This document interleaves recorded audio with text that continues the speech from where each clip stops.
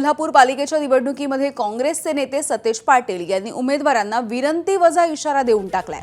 प्रभाग हा 4 उमेदवारांचा असणार आहे, त्यामुळे सगळेच उमेदवार सर्व ठिकाणी पोहोचणार नाहीत। त्यामुळे मतं मागत असताना संपूर्ण पॅनल म्हणून मतं मागा अशी विनंती सतेज पाटलांनी केली। तर एकच उमेदवार निवडून आला तर बाकी उमेदवारांसाठी सतेज पाटील यांनी विनंतीवजा इशारा दिलाय। सतेज पाटील नेमकं काय म्हणाले बघूयात। माझी इच्छुकांना विनंती आहे की कोण एक मत तुम्हाला देतो म्हणले तर घेऊ नका। एका मताने तुम्ही निवडून येत नाही, तुम्ही पॅनेललाच मत मागितलं पाहिजे। हे माझं 100% तुम्हाला सांगणं त्या ठिकाणी असतं, 100%।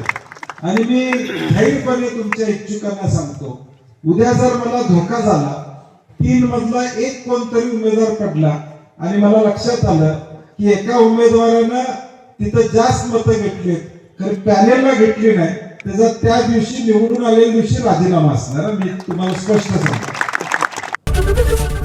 एबीपी माझा, उघडा डोळे बघा नीट।